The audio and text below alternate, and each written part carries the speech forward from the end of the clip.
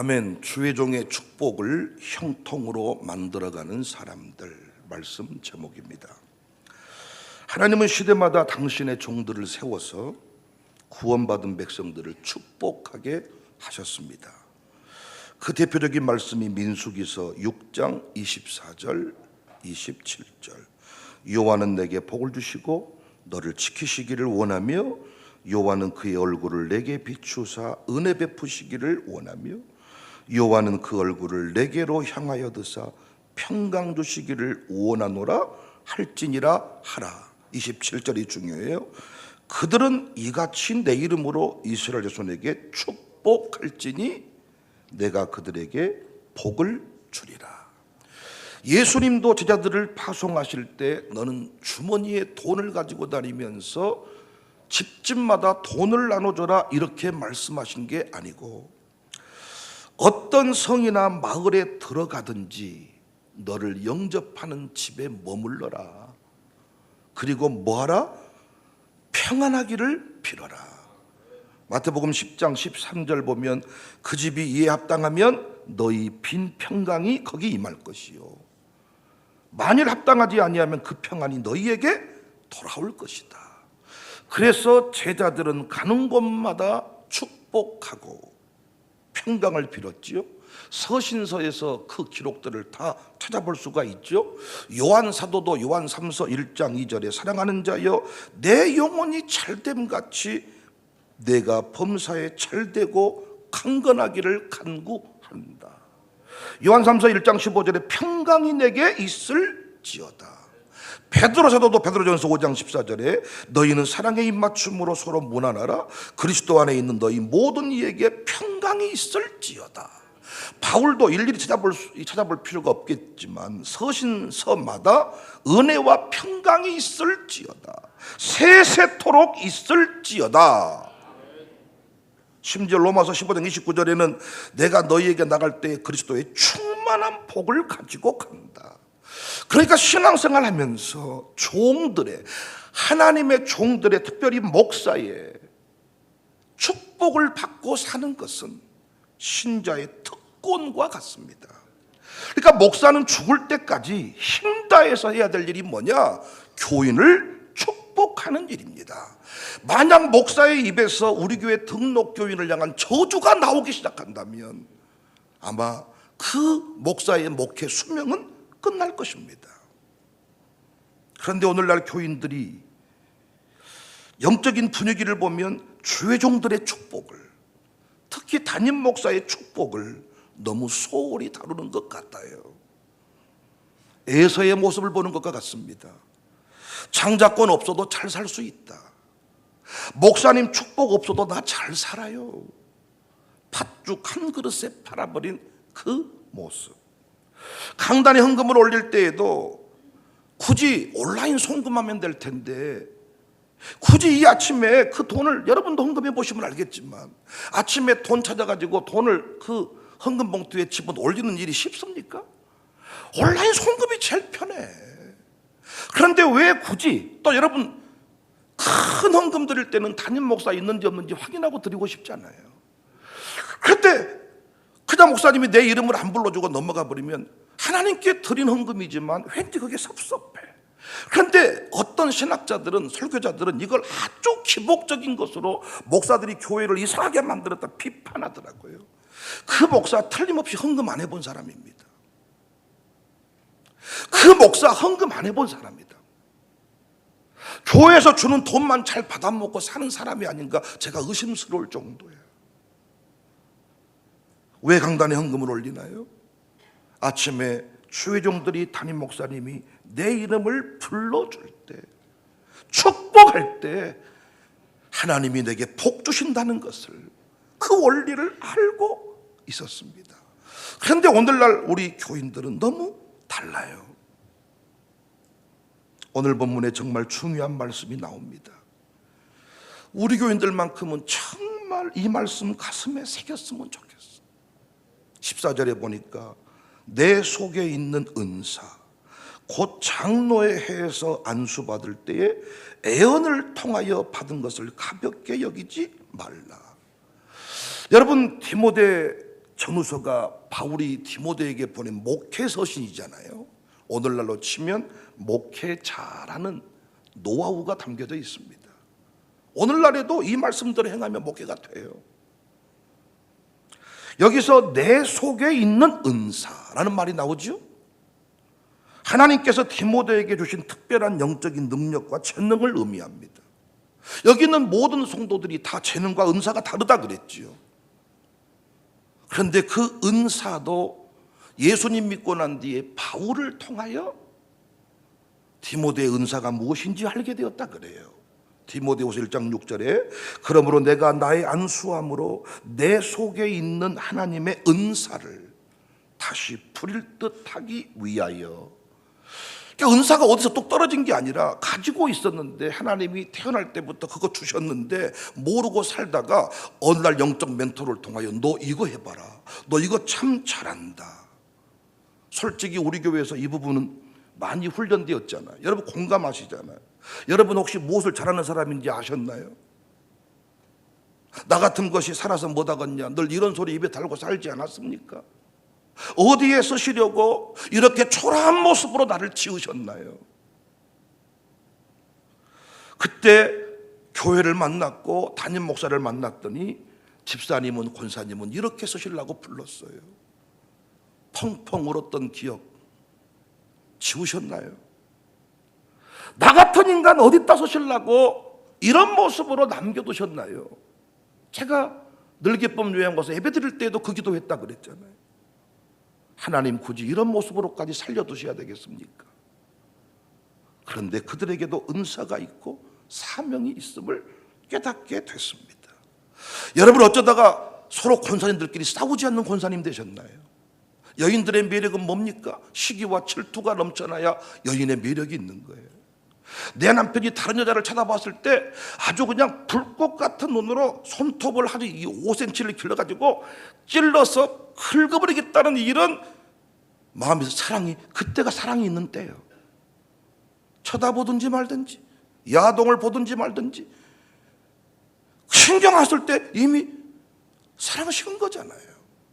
그런데 어찌 우리 교회가 권사님들끼리 모였는데도 시기 질투가 없어요? 어찌 권사님들끼리 물고 들어서 내가 그 문제를 해결해 다니면서 남자들끼리 모여가지고 당신 부인 좀 잘 잡으세요 이렇게 말하지 않는 이런 목회를 제가 하게 됐나요? 은사 발견 뒤부터입니다. 은사를 발견한 뒤부터 끊임없이 제가 15년 동안 했던 일은 은사 조율입니다. 은사 배치입니다. 그 은사를 축복했습니다. 내가 나를 알고 내가 내 자녀를 안다면 뭐가 문제일까요? 내가 나를 안다면, 내 인생의 미래를 안다면 점쟁이가 밥 먹고 살지 못할 겁니다. 내 새끼를 부모가 안다면 우리 샬롬 스쿨 선생님들 뭐가 문제일까요? 그런데 그 집의 문제를 부모가 제일 늦게 알고 할머니는 더 늦게 알고 내 자식이, 내 손주가 그런 문제 있는 줄 몰라. 특별히 바울이 강조합니다. 장로의 해에서 안수받을 때에 애언을 통하여 받은 것을 가볍게 여기지 말라. 이 말 의미 아시겠어요? 디모데를 목사로 임명할 때 장로들이 그에게 안수하여 축복하고 사역의 권위를 부여한 사건을 말합니다. 우리 목사 안수식 기억하면 될 것 같아요. 이는 교회 공동체가 디모데를 위해서 기도했고 축복하는 공적인 시간이죠. 그런데 이때 성령을 통하여 주신 애언의 말씀이 있다는 거예요. 디모데에게만 주어진 내가 너를 목사로 세우는 것은 이런 일을 위해 너를 기름 부어 세우니 너는 앞으로 이 일을 통하여 열매를 드러내거라 라고 목사 안수 받을 때 애언해 주신 말씀이 있다는 거예요. 이걸 너는 가볍게 여기지 마라. 지금 바울이 디모데에게 목회를 잘하라고 말하면서 너 그때 안수 받을 때 애원했던 말씀을 가볍게 여기지 마라. 그리고 이어지는 말씀이 15절이에요. 이 모든 일에 전심전력하여 너의 성숙함을 모든 사람에게 나타나게 하라. 여러분, 목사가 모든 걸 다 잘할 필요가 없어요. 잘할 수도 없어요. 그렇다면 당회가 필요가 없습니다. 목사 혼자 다 하면 돼.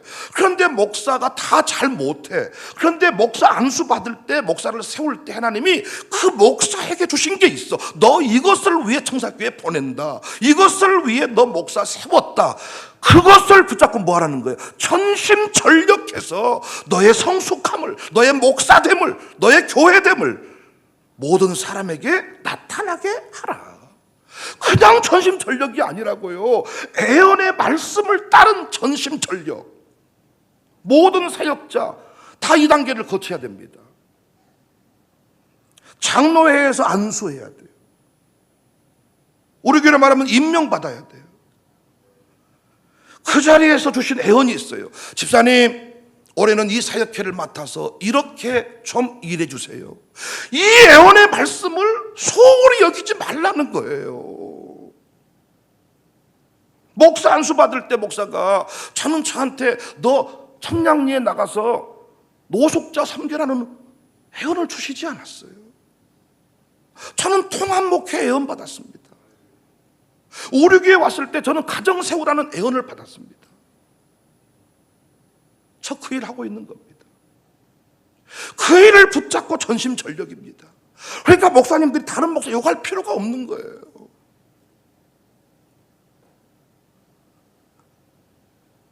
애언을 붙잡고 달려가는데 흔들려요.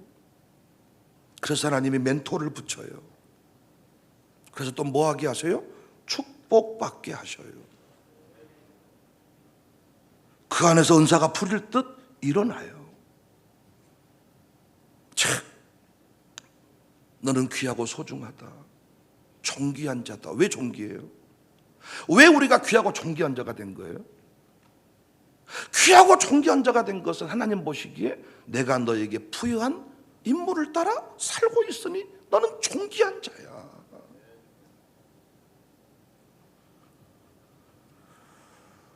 바울이 디모데에게 일꾼 세울 때도 정확하게 교회 안에 머물러 있는 시간들부터 시작해서 그 기준들을 감독에 올리, 집사에 올리 잘 설명해 주잖아요.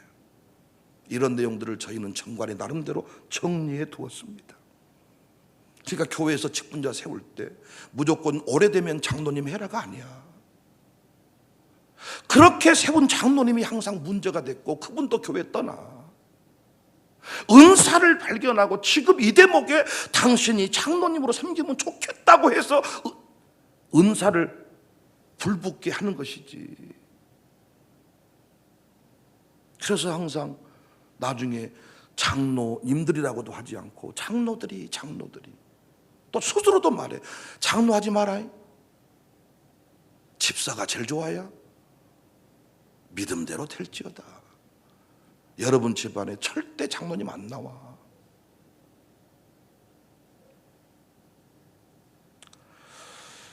저는 지금까지 은사를 따라서 사람을 세우고 그 은사대로 축복을 했습니다. 저는 돈 많은 사람 축복하고 가난한 사람 저주한 적 없습니다. 헌금한 사람은 헌금의 은사가 있기 때문에 저는 축복하는 거예요. 무더운 여름날 주방에서 일하는 권사님들, 그 바쁜 일정이지만 저는 매주 국내에 있는 한 시간을 정해서 내 몸이 아프지 않는 한 그분들과 애찬교제합니다. 축복하는 거예요. 최소한 저는 우리 교회 등록하면 그 가정에 대한 하나님의 계획을 말해 주었습니다. 안 들어보신 분 있나요? 우리 교회 등록을 했을 때 부부의 성격, 왜 부부가 갈등했는지, 부부의 은사들, 심지어 자녀가 왜 문제가 되었는지 저는 깨달은 대로 다 말해 주었습니다. 디모데는 안수할 때 받은 애언이었다면 여러분은 우리 교회 등록할 때 종을 통하여 받은 애언이 있습니다. 제가 여러분 만나보기도 전에 깨달아진 것들이 많아. 보여주셨어. 말씀해 주셨어. 우리 교회니까 말해주는 거예요. 내가 다른 교인들을 보면 안 보여. 모르겠어. 그런데 우리 교인들은 보였어요. 그래서 말해주었어요. 이것이 우리에게 우리 방식으로 주신 애언이다고요. 애언. 자녀를 향한 하나님의 계획들을 제가 부모에게 말해줬습니다. 당신 아들, 딸을 이렇게 쓰시기를 원합니다. 당신 아들, 딸이 안 풀리는 것은 이것 때문입니다. 말해주었습니다. 초창기에는 제가 청년들이나 학생들을 붙잡고 안숙기도 하다가 애언이 터져서 제가 그때 말해줬습니다. 너는 이 분야에서 일해봐라. 너는 이쪽으로 가봐라. 제가 캠프 중에도 그런 일을 많이 했습니다. 그런데 그 애언 말씀 받아가지고 진짜 자기는 이런 쪽인 줄 알았는데 그쪽으로 갔다고 저한테 나중에 고맙다는 말한 사람도 있었습니다. 사실 시험 봐놓고 나는 이쪽이 아닌갑다 하고 포기하려고 했는데 너 이번에는 된다. 이런 애언도 터져서 말해줬습니다. 그래서 포기 않고 지금 변호사 하고 있습니다. 속도보다 속도보다 방향이잖아요. 그냥 전심전력이 아니잖아요. 요즘 청년들이 일자리가 없대요. 일자리 없으니 결혼도 못한대요. 얼마나 두려운지 아이 낳지 않는 조건으로 결혼한대요. 키울 자신이 없으니까. 엄마 아빠가 집 한 채 하나 사주면 결혼하고, 지금 우리 아들 딸들 보십시오. 다 부모 빌부터 살지 지 힘으로 삽니까? 그러니까 두려우니까 결혼 안 하겠다 그래요. 이런저런 핑계를 대지만 두려워서 못하는 거예요. 내 앞가림도 못하는데 한 여인을 책임질 자신이 없는 거예요. 옛날에 뭐라고 말했어요? 처갓집에 가서 무릎 꿇고 딸만 조심은 책임지겠습니다. 그런 패기도 없어요 요즘에. 거기다가 애까지 낳아서 자녀 교육비 수천만 원, 수억, 나는 감당 못하겠다. 목적지가 틀렸는데, 목적지를 모르는데 어떻게 속도를 높일 수 있습니까? 우리 양양 가자. 속도를 높일 수 있어. 그래도 우리 양양 가기로 했는데 지금 부산 가고 있어. 속도를 높였을수록 그 인생은 돌아오기가 힘든 거예요. 제발 목사의 축복. 오늘 본문으로 바꾸면 여러 형태로 주신 애언. 가볍게 여기지 마세요. 특별헌금을 드리면서 저는 단 한 번도 그 헌금의 의미를 말해주지 않은 적이 없습니다. 왜? 헌금하고 시험 드니까, 작정하고 시험 드니까. 내가 말해줬어요. 왜 이 하나님이 이 헌금 드리겠는지 나도 기도해 보았다. 이 헌금은 이런 의미가 있다. 애원입니다. 그것만 붙잡아도 그 헌금은 결코 내게 아까운 게 아니거든요. 그런데 그 말씀을 잊어버렸어. 그리고 액수만 생각해. 부담돼 죽겠네, 힘들어 죽겠네. 교회로 옮겼을까 말아였을까. 그 헌금을 드리기로 할 때 주시는 애언을 잊어버리니까 건축 현장을 세우면서 당신이 이 일을 잘 감당하시면 분명히 이런 복을 하나님이 주실 겁니다. 그래서 이번에는 당신입니다 라고 말해줬어. 나는 잊어버리니까 건축하다 힘들면 못하겠다 그러고 도망가 버리고, 하고 나서 온갖 공세를 다. 굳이 헌금이 아니어도 작은 헌신을 행할 때도 저는 애원해 줬습니다. 집사님 이 일에 봉사하시는데 이 일 열심히 하시면 하나님이 이렇게 해주신답니다. 나는 말 안 해준 적이 한 번도 없습니다. 우리 교회 등록한 사람한테 저는 이렇게 내 나름대로의 애언을, 우리 방식대로의 애언을 안 해준 적이 없다고요.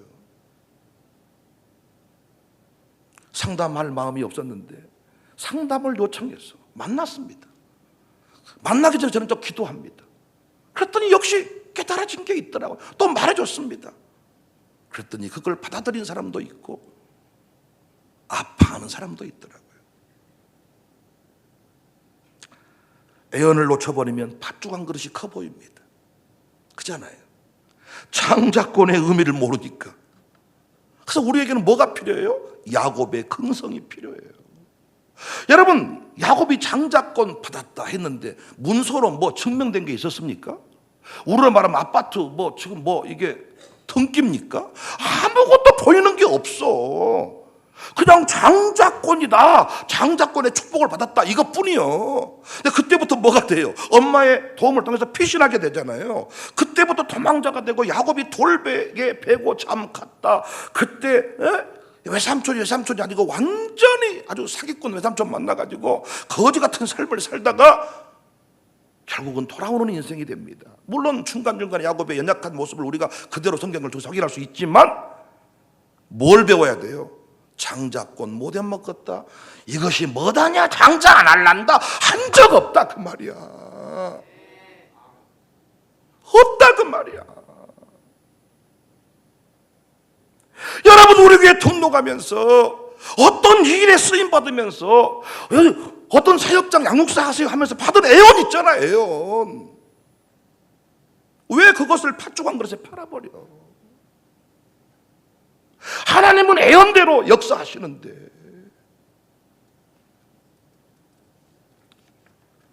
애원을 통하여 받은 것을 가볍게 여기지 마라. 주의 종과 동행을 하면, 목사와 비전 트립을 떠나면 무엇이 유익합니까? 맛있는 걸 많이 사줘요? 옛날 얘기입니다. 저랑 동행하신 분들이 돈을 더 많이 쓸 때도 있습니다. 목사랑 동행하면 무엇이 유익합니까? 여러 접촉을 통하여 평상시 대화하지 못했던 대화의 방식을 통하여 나를 향한 계획과 지금의 문제에 대한 답을 찾을 때가 많아. 이번에도 최창호 장로 가정의 외동아들 이삭이 필리핀과 동행을 했습니다. 나중에 기도하는데 보내고 싶다는 마음이 온다면서 갑자기 나중에 비행기표 끊어서 동행을 하게 됐습니다. 조합이 참 어울리지 않잖아요. 샬롬 모임도 아니고 장년 모임도 아니고 뭐 청년 모임도 아니고, 근데 저는 항상 통합 목회를 깨달은 뒤부터 많이 합쳐질수록, 이상한 조합일수록 역사는 강력해진다. 그리고 동행을 했더니 10일 이 한 주간 동안 이삭이를 관찰하는 기회가 되었죠. 처음에 우리에게 등록할 때 입학시킬 때 했던 애원이 있고, 제가 이번에 관찰을 했습니다. 관찰을 쭉 하니까 그 아들에게만 주신 재능이 있더라고요. 재능. 그동안에 이삭이는 자기의 은사를 모르고 산 것 같아요. 이삭이의 외모를 보면 어때요? 듬직하죠? 집사님들하고 서 있으면 집사님 같고, 형들하고 서 있으면 그 또래 같고, 그래야 안 그래요? 근데 외모만 그런 게 아니라 생각도 어름스럽습니다. 그러니까 이삭이의 관심은 오직 어디에 있는가 봤더니 리더를 하고 싶어요. 리더를 하고 싶은데 그동안에 엄마 아버지는 뭐만 알았냐? 음악 쪽 재능만 알았어. 필리핀 가서 영어 배우는 것만 알았어. 그러니까 리더십 교육을 받은 게 아니라 음악 교육만 받았어. 그러니까 이삭이는 악기를 하고 그쪽에 엄마가 전공도 했으니까 은사가 있지만 또 그 부모에게는 은사 중에 뭐가 있냐? 다스림의 리더십의 은사가 있어. 퇴장하고 싶어. 그런데 이것을 훈련받지 못했어. 그러니까 우리 교회 와가지고 샬롬 스쿨에 와가지고 계속해서 자기가 리더를 하고 싶어 하는데 누구도 안 먹어줘. 여기서 나름대로 엄마 아빠한테 가서 힘들다고 말하겠죠. 그런데 엄마 아버지가 요동치지 않는 사람이니까 제가 참고 사는 거예요. 근데 재미없습니다. 왜 샬롬 스쿨에 이삭이를 보냈을까? 제가 이번에 받은 감동입니다. 이삭이는 앞으로 큰 사람들을 다스리는 리더가 될 겁니다. 목사일 수도 있고 기업 CEO일 수도 있는데, 제가 보는 관점에서 최소한 이삭이는 100명 이상 되는 직원을 둔 기업 CEO가 될 겁니다. 그 사람들을 다스리는데 이삭은 힘들지 않습니다.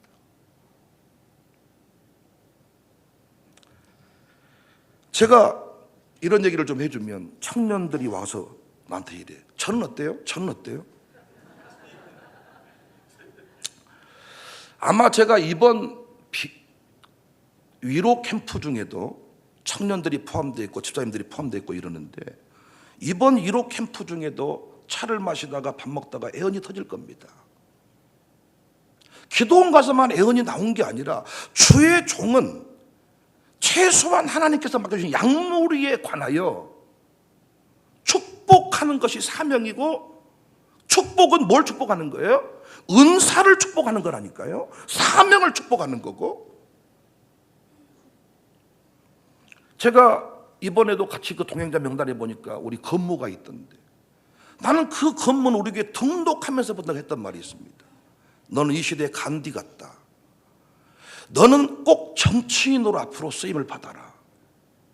제가 지금 그 말을 기억하고 그쪽으로 전심전력하는지는 모르겠는데, 재밌게 그 가정교회 문용주가 평생 국회의원 보좌관 했어.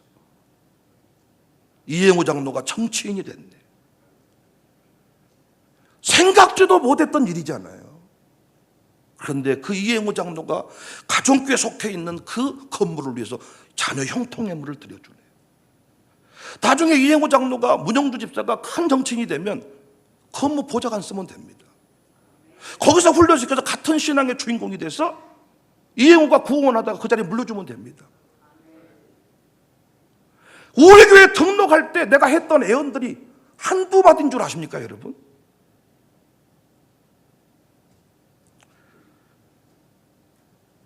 우리 교회에서 길을 못 찾았다. 참 안타까운 일입니다. 무엇을 해야 될지 모르겠다. 안타까운 일입니다. 저희 교회가 편한 교회다. 우리는 그렇게 홍보하지 않잖아요.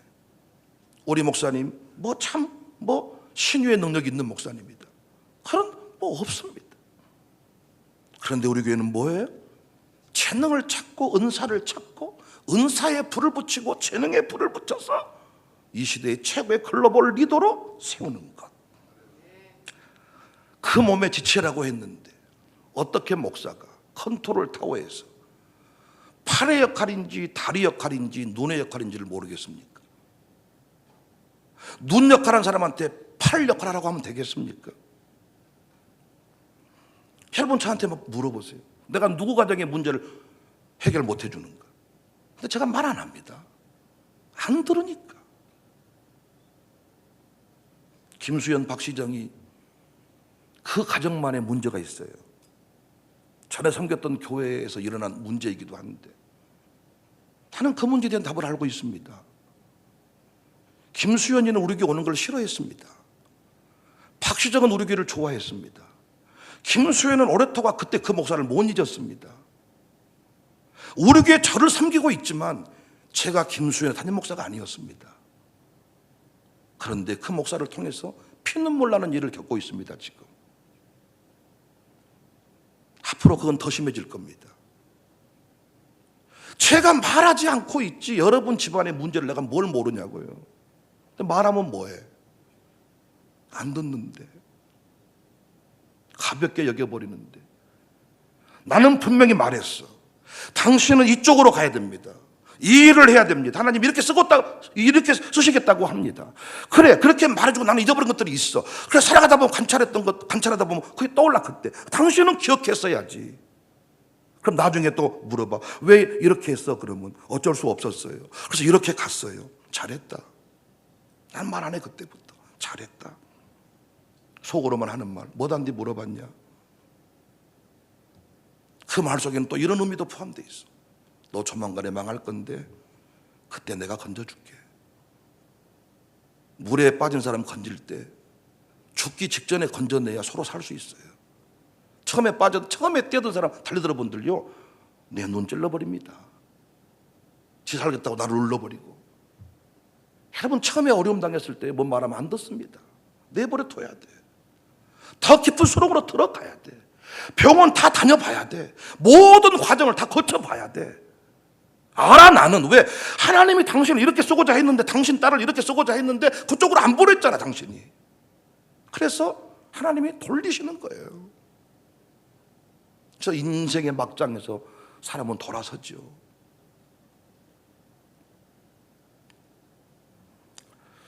신앙생활의 묘미가 뭐라고요? 축복받는 거. 이 축복이라는 단어가 잘못돼가지고 이 땅에 잘 먹고 잘 사는 게 그게 아니라 축복. 하나님 복 주세요. 불 붙여주세요. 잘 되게 해주세요. 이게 축복이라고. 축복, 필축자, 복복자. 그럼 하나님 뭘 준다고요? 부를 주고 복을 주고 은혜를 주고. 그 뭘 향해 축복하냐고요? 은사를 축복. 아니 공부 안 한 사람한테 공부할지니라 공부할 줄 믿습니다, 공부하게 해주세요. 갑자기 지금 박열 장로님 공무원 하고 있는데 그 공무원 장로님한테 장로님 이제부터 갑자기 사업을 물론 하나님이 그렇게 돌이킬 수도 있겠지만은 아닌 길을 축복해 본들 얼마나 부담이 되겠어요. 은사에 풀이 붙어야 된다. 15절 이 모든 일에 전심전력하여 너의 성숙함을 모든 사람에게 나타나게 하라. 참 이 말씀이 새롭게 느껴지지 않습니까? 그냥 열심히 한다고 성숙함이 드러난 게 아니잖아요. 더 어색하잖아요. 제가 어떤 뭐 음악적이나 수학적으로 뭔가를 나갔다 그러면 제 실수만 계속 드러날 겁니다. 너에게 주신 은사를, 애언의 말씀을 붙잡고 나갈 때 너는 갈수록 성숙함이 모든 사람 앞에 드러나게 될 것이다. 목사님 갈수록 목사님이 멋져지십니다. 외모를 말하는 게 아니라 영적으로 점점 목사님이 완숙해 간다는 의미겠죠. 왜? 제게 주신 애언의 말씀을 따라 목회하니까 갈수록 무르익어 가겠죠. 애언의 말씀을 잊어버리지 말고 그 말씀 붙잡고 전심전력한다면 신앙생활이 뭐가 아까워. 지금 내 아들이 어떻게 살아야 될지는 몰라서 너무 고민스러운데 그 아들의 미래가 쫙 펼쳐졌다면 뭐가 문제일까요? 여러분 자식 한번 키워보시라고 되는가? 안 돼. 아니 결혼하고 다 가르치는 거 가르쳤는데 지금도 내 덕 받고 내 도움 받고 산다면 얼마나 내가 힘듭니까 여러분? 안 그렇습니까? 그래서 우리가 방향을 정하고 그 방향에 불이 붙어서 속도가 막 달려가도록 막. 나는 신학교에 와가지고도 자꾸 갈등하는 사람들이 있던데 내가 뭐라고 말하냐면 야 신학교는 갈등하는 곳이 아니고 졸업하는 곳이야. 일단 졸업은 해. 졸업은 그냥 졸업을 하라고 빨리. 그런데 길을 못 찾고 오니까 안 되는 거예요. 평생 만나지 말아야 될 사람을 만나서 참 인생이 힘들어. 짧은 인생인데 뭡니까? 브리스가와 아굴라처럼 쓰임받는 부부가 있는 반면에 평생토록 서로 거짓말하고 헌금 한번 할 때도 무명시로 이름을 드리고 새벽님에 나올 때도 눈치 보고 나오고 교회 가면 불 질러버린다 그러고 이런 세월을 하루 이틀 살고 보니까 늙어버렸어. 여행 가서 고쳐줍시다. 노래 불렀지만 아니 그 애절한 마음은 느껴지지만 여행 못 가. 비행기 못 타서 못 가고 다리 아파서 못 가고 여행만 가면 고쳐지겠지만 못 간다고. 사랑하는 여러분 가슴에 불이 붙네요. 제가 요즘에 불이 붙어. 내가 이제 생각할 때마다 축복하는 일을 정말입니다. 움직이는 요즘에 제가 운전도 안 하니까 하여튼 앉아있는 곳마다 가는 곳마다 제가 이명필 집사한테는 애언 안 했을까요? 문제는 뭐냐? 늘 아는 사람이 하는 말이니까 말 안 해. 살아보면 알겠지. 오늘의 운세 신문 쪼가리 하나 오늘의 운세를 보고 하루를 살다가 뭐 문제 생기면 그것이 자꾸 생각나는 법인데 교회에 와서 헌신하고 세월을 보내서 받았던 말씀이 잊혀지겠습니까? 때가 되면 생각나요. 이거였는데 그때 내가 그 얘기 들었었는데 바울이 디모데에게 하는 말이야. 너 장로회에서 안수 받을 때 받았던 애언을 소홀히 여기지 마라. 목사가 안수 기도할 때 네 귓가에 들려줬던 그 말을 소홀히 여기지 마라. 헌금 부르다가 나온 그 얘기 소홀히 여기지 마라. 내가 오늘 김수비 권사에게 당신 이 곡이 대표곡이다. 나 한 번도 김수비 그런 말 한 적 없어. 오늘 아침에 주시는 감동. 그 노래 1000번만 부르다 보면 알겠지. 왜 하나님이 내게 이 노래를 대표곡으로 주셨는지. 지쳐 지나가듯 주의종과의 동행이 뭐가 축복이냐고요. 우리 교회 등록하시면 뭐가 명쾌해지냐고요. 설교가 좋다 그래. 설교를 들어야 좋아지지. 안 들어버리는데 좀 내 얘기 듣고 계십니까? 눈 뜨고 있다고 듣고 있는 건 아니잖아. 마음속에 분노가 있고 삐딱한 마음이 있는데 내 말이 어떻게 들립니까? 그거 듣는 거 아니지. 듣는 척하고 있는 거지. 물어보면 아무 말도 몰라. 제가 직원들하고 살아보면요 같은 공간에서 같은 말씀 들었어. 물어봐. 느낌이 전혀 달라. 안 들었던 거야. 왜? 자기 안에 생각이 너무 크니까. 애언의 말씀을 가볍게 여기니까. 장자권 가볍게 여기니까. 김찬영 집사님하고 나온 김에 얘기 좀 합시다. 그 과정 제가 이번 동행을 해봤습니다. 그럼 잘 보십시오. 김영진의 DNA를 닮은 사람이 우리 미경이에요. 김찬영의 DNA가 정서입니다. 그러면 김미경과 김영진은 그냥 깨달아만 치면 길만 정해지면 가. 그런데 김찬영과 정서는 다릅니다. 리더가, 멘토가 자기보다 커야 돼. 그래서 이행우 장로께서 내게 무슨 말을 했냐? 목사님, 이분들을 다른 단역에 보내면 좋겠습니다. 뭐 깨달은 거죠? 박예현한테 보냈어. 탁월한 결단이었어. 그럼 정서가 왜 우리가 힘드냐? 정서는 청년이 이끌어줘서 안 나올 아이야. 미경이는 그냥 교육사 해. 그럼 교육사 한다고요. 김영진도 한다고요. 그러나 김찬영과 정서는 다르다고요. 김찬영은 보세요. 집사 입장에서 왜 이번에 필리핀이 자기한테 기쁨이 되었을까요? 이 교회에서 자기는 담임 목사급이랑 놀고 싶은 거야. 많은 사람은 나랑 노는 걸 부담스러워하는데 김찬영만큼은 담임 목사랑 노는 게 좋아. 급이 대급이 얘기를 하면. 청소도 마찬가지. 제가 우리 교회에 불러서 왔습니다. 근데 제가 정서만 치도 못합니다. 그럼 누가? 청년보다 훨씬 큰 박혜열 장로님, 강남성 목사님이 정서를 다스려줘야 돼.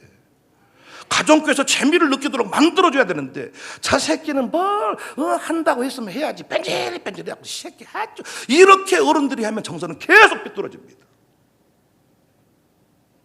애솔이 얘기할까요? 애솔이는 앞으로 어떤 사람 만나야 행복하냐? 지 아버지 같은 사람입니다.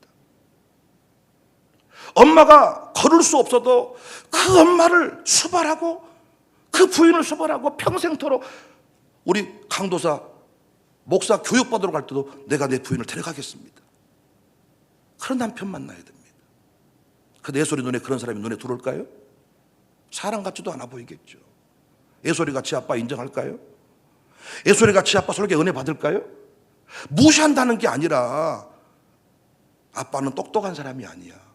임수섭 우리 강도사님 겸손한 사람이고 성실한 사람이고 어디 가든지 자기가 죽어서 살려내는 사람이야.